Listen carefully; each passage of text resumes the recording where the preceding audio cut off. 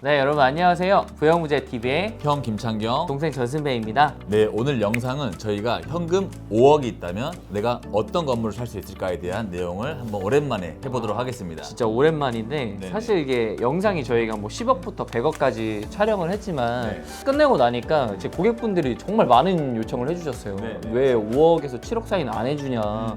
그 요청을 해주셔가지고 아 이게 얼른 만들어야겠지 생각했는데 이제 드디어 오늘 이렇게 촬영하게 되었습니다. 네, 오늘 영상은 정말 현금 5억으로 투자를 계획을 하고 계신 분들과 또 저희 지인들 중에서 건물 사려면 5억이면 살 수 있냐? 라고 또 물어보는 친구들이 또 많이 있어요. 진짜 많아요. 네. 그래서 나중에 차후 건물주가 되기 위해 현재를 열심히 사시는 분들에게 좀 도움이 될 만한 영상일 것 같습니다. 네, 한번 여러분 집중해서 봐주시길 바랍니다. 네, 그럼 바로 5억이면 어떤 건물 살 수 있을지 먼저 보시죠. 첫 번째 건물입니다. 네네. 네, 건물인데 이거 상권은 제가 한번 보여드리면은 지도를 먼저 보면은 망원역이에요.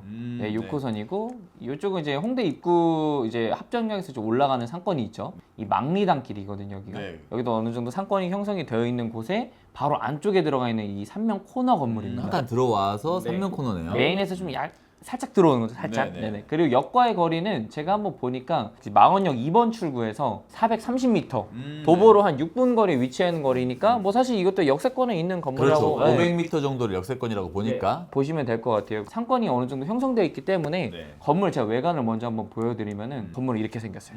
네. 왼쪽 오른쪽으로 길이 나 있는 거잖아요. 네, 여기도 도로고 여기도 도로고. 네. 그래서 이제 삼면 코너에 있는 건물이라고 하는 거죠. 네. 건물 깔끔하죠, 그래도. 네네. 신축 건물 같은데. 건물을 이제 새로 신축을 한 건데 이건 제가 한번 개요를 보면서 한번 말씀을 드릴게요. 건물을 한번 보시면은 매매 금액은 12억이에요. 아, 네. 네. 딱 사기 적당한 사이즈네요. 엄청 적당하죠. 그리고 이제 이번 연도 4월 달에 거래가 됐어요. 지금 저희가 6월이니까 2달 전에 거래가 됐는데 잔금은 5월 3일. 네, 아 최근에. 네, 최근에 거래가 됐기 때문에 한 2주 만에 잔금을 하신 거죠, 이것도. 네. 대지 면적은 18평, 18.75평이고 연면적은 30평이에요. 네. 이제 건물은 이제 층별로 한 층당 한 10평씩 올라가 있는 거예요. 확실히 10억대다 보니까 넓게 되어 있진 네. 않고 한 10평 정도. 조그맣죠, 그렇죠? 네. 그리고 이제 건물을 신축한 거는 2013년도 12월에 신축을 한 거예요. 아, 그러면 네. 얼마 안 된. 그러니까 뭐 하면 8년이 지났어도 이 정도 건물은 상당히 신축급에 속한다라고 보면 되겠죠. 그렇죠. 2010년도 이후에 지은 건물은 저희는 대부분 신축으로 보고 있습니다. 네, 최근에. 그렇죠. 이제 도로 같은 경우도 앞쪽으로 양 옆으로 도로가 나 있다 보니까 뭐 접근하는 것도 상당히 편한 건물이었었고 수익률 같은 경우에는 월에 한 200만 원씩 나왔어요. 네. 수익률 한 2.2%?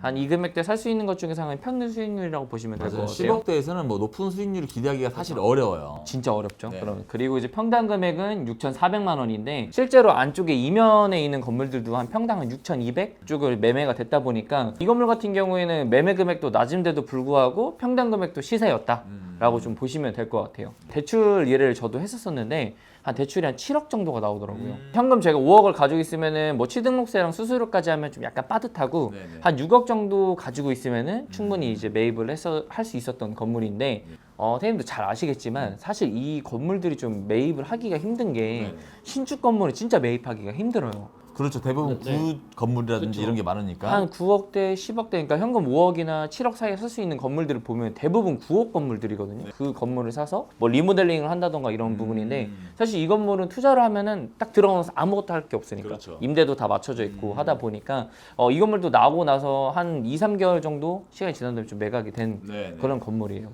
그래서 제가 오늘 첫 번째 사례로 한번 이렇게 설명을 한번 드렸습니다. 네, 첫 번째 사례는 약간 편한 건물들로 네네네. 사례를. 현금을 가지고 있으면은 이제 딱 대출만 받아서 바로 투자할 수 있는 네, 그리고 관리만 하면 되는 건물로 소개를 해주셨네요. 네네네. 아, 네, 잘 봤습니다. 이제 또 두 번째 건물 한번 소개시켜 주시죠. 네, 두 번째 건물은 바로 대로변 코너에 있는 동대문구 건물입니다. 5억으로 살 수 있는 대로변 코너 건물이에요. 5억. 네, 네네네. 위치가 어딘지 한번 보시죠. 네네. 위치는 전농동에 위치해 있고요. 전농동. 이 상권을 간단하게 설명을 하자면 네. 이 전농동 사거리가 있어요. 네. 전농동 사거리 로드뷰를 한번 보시면 이런 느낌. 그 동네에 활성화되어 있는 그런 상권. 여기는 메디컬 센터가 있고 여기에 맥도날드, 또 다이소. 나름 그 동네에서 유명한 그런 매장들은 다 있다고 보시면 됩니다. 그죠. 이 사거리에서 좀만 더 올라오면 이쪽으로 이제 시립대가 있고요. 네, 초등학교, 고등학교, 중학교 학교들이 몰려 있는 지역 초입에 있는 건물입니다. 네네네. 사실 역과의 거리는 굉장히 멀어요. 역을 제가 찾으려고 하면은 내리고 내려서 답심리역이 있습니다. 이 지역이 위치는 뭐 나쁘진 않는데 여기 멀리 있다 보니까 투자를 하시기에 살짝 꺼려하는 지역이긴 하거든요. 하지만 이제 현금 5억으로 살 수 있는 게 워낙 없었고 대로변 코너 건물이다 보니까 이 건물을 매입하게 되셨고요. 그리고 또 앞쪽으로 보시면 여기가 전농 8구역인데 네, 여기가 이제 그 정비구로 묶여 있어요. 네, 근데 지금 현재는 조합이 설립됐던가 하지는 않았고 지금 추진위원회 그 정도 상태에 있는 상황이라서 앞으로 여기가 어떻게 될지는 지켜봐야 되는 상황이기는 합니다. 네네. 우선 저희가 이 건물이 지금 로드뷰로 보시면 이렇게 생긴 건물. 네. 이렇게 생긴 건물인데 지금 봤을 때는 뭐 그냥 일반적인 건물 같지만 굉장히 큰 장점이 있습니다. 어떤 장점이죠? 그 장점은 제가 개요를 한번 설명해 드릴게요. 네. 네, 개요는 대지 면적 35평, 연면적 76평짜리 건물이 13억 9천만 원에 매매가 됐고요. 꽤 높네요. 이 건물은 대출이 약 9억 정도 나올 수 있었던 건물입니다. 엄청 많이 나오네요. 네. 현재 이분은 8억 2천을 받았는데 저희가 했을 때 9억 정도는 이제 나올 수 있었던 건물이었고, 근데 이 건물의 가장 큰 장점은 건폐율이 85%. 2종 일반 주거 지역인데 건폐율이 85%를 받아서 거의 땅을 다 차지했죠. 2종 일반 주거 지역이 법정으로는 60%. 네. 현재 짓는다면 60%인데 1967년에 지어진 건물이고 1970년대 건축법 개정이 되기 전에 지어진 건물이다 보니까 건폐율 이득을 많이 본 건물입니다. 네. 근데 이게 당시에는 지금 보시다시피 수익이 없었어요. 아예 없었네요. 왜냐면 공실이었기 때문에 수익이 없었는데 이게 당시 매입할 때는 수익이 없다 보니까 매수자 입장에서 뭔가 불안하잖아요. 엄청 불안하죠. 공실이 장기화될 수도 있을 것 같은. 하지만 최근에 한 5월쯤에 카페가 들어왔습니다. 제가 가봤는데 카페 뭐 운영을 잘 하고 있는 것 같고 네, 생각보다 공실 리스크를 빨리 해결했다라고 생각을 하시면 돼요. 근데 진짜 좋은 게 저 사실 서울에서 대로변에 평당 금액을 그 3이라는 숫자를 제가 본 적이 없거든요. 근데 저기 지금 평당 금액이 3,900만 원. 그렇죠. 대로변 코너에. 대로변 건물. 야, 근데 이것도 지금 상당히 메리트일 것 같아요. 제가 봐도. 전체 매가 대비 대지 평수 35평이고 또 건폐율 이득이 있는 건물이라서 당시에는 공실 때문에 이제 거래가 바로 되진 않았지만 네, 바로 임대를 맞췄던 그런 케이스라고 보시면 됩니다. 네, 공실 리스크라는 게 어떻게 보면 큰 건데 그렇죠, 엄청 크죠. 네, 투자라는 건 리스크에 대한 보상이잖아요. 네, 그래서 그 리스크를 해결했기 때문에 투자에 대한 보상을 받지 않았나라고 저는 생각을 합니다. 아주 좋은 투자였던 것 같습니다. 이 건물도. 네, 투자님 세 번째 건물입니다. 좀 약간 이거는 제가 너무 좋아했었던 건물이고 저 회사에서 상당히 핫했었던 건물이기 때문에 제가 한번 지도로 먼저 한번 보여드릴게요. 지도로 보면은 여기 도로가 영동대교랑 연결된 그 동일로 대로변인데 30m 대로변에 코너에 있고 그러니까 각종 호재들이랑 그 상권이 좀 어우러져 있는 건물입니다.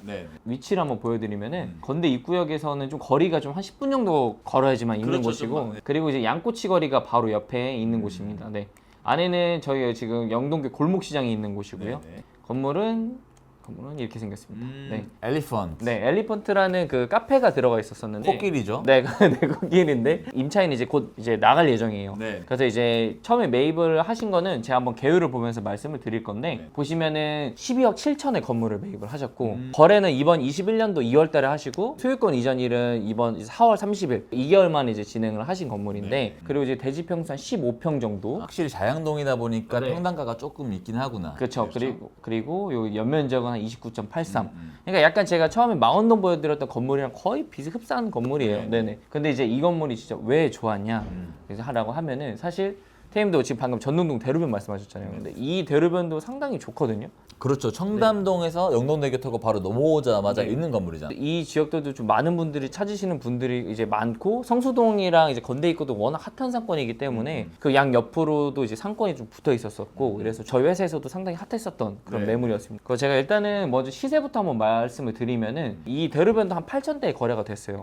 근데 대부분 거래된 건 좀 금액대가 좀 크거든요. 뭐 40억 이상이라던가 뭐 100억짜리 매물들도 있고 한데 이제 이 건물에 이제 12억 7천에 평당 8,300에 좀 적정 시세에 매입을 한 것도 저는 상당히 좀 메리트가 있었다라고 생각을 했고 그리고 전체 매가가 작으면 작을수록 단위 금액은 커지기 때문에 네, 1,000억짜리는 평당가가 낮지만 만약에 10억짜리는 평당가 그만큼 올라가기는 해요. 수요가 많이 있어서. 그렇죠. 주변 시세보다는 약간 더 높게끔 책정됐는데 이제 이거는 시세도 적정하고 매매 금액은 뭐 너무 환상이었었죠. 그렇죠. 근데 이제 이 건물의 좀 장점을 제가 좀 여러 개를 말씀을 드릴 건데 사실 이제 건폐율도 보면 아까 3종은 사실 2종 일반 주거 지역에 비해서 50%밖에 못 지어요. 그렇죠. 법정이. 네네. 근데 이거는 약 한 38% 정도. 아, 굉장히 많이 지었구나. 이제 어마어마하죠. 이 건물도 1985년도에 지어졌기 때문에 네, 또 네. 그렇게 되는 거고 네. 15평이니까 네. 뭐 건물 면적으로 따지면 7평 정도밖에 사용을 못 하거든요. 원래라면? 네, 근데 여기는 한 13평 정도, 네, 바닥 면적이 네. 13평인 거죠. 6평 정도 더 이득을 좀 본 거죠. 제가 상권을 제가 처음에 설명을 드렸지만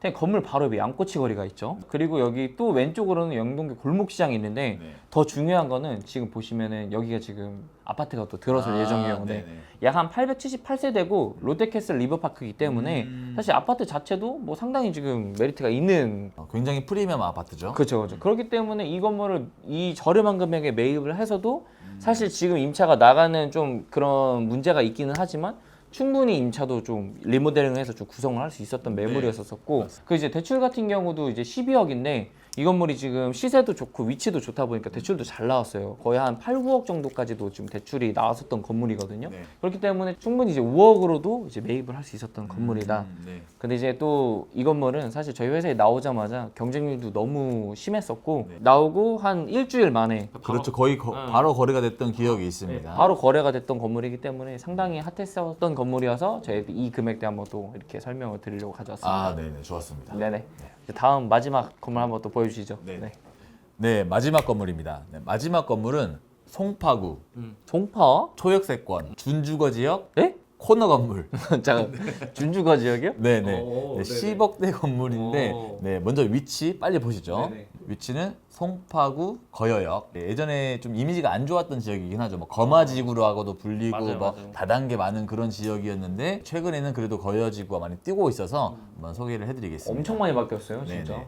건물은 거여역이 여기 있고요. 네, 6번 출구에서 약 95m 도보로 1분 거리에 위치한 건물입니다. 팀장님이 약간 좀 우사인 볼트니까 한 20초면 저는 10.38초면 가능하죠. 네. 정말 가까이 있는 그런 위치에 이쪽이 준주거 지역이거든요. 현재 네네네. 그 코너 건물에 있는데 거여역을 한번 설명을 하자면은 이 뒤편으로 지금 거여 아파트 6단지까지 있는 아파트가 있고 네. 이 라인이 이제 거여 마천 재개발 지구인데 맞아요, 현재 거여 재개발 지구만 지금 다 진행이 됐어요.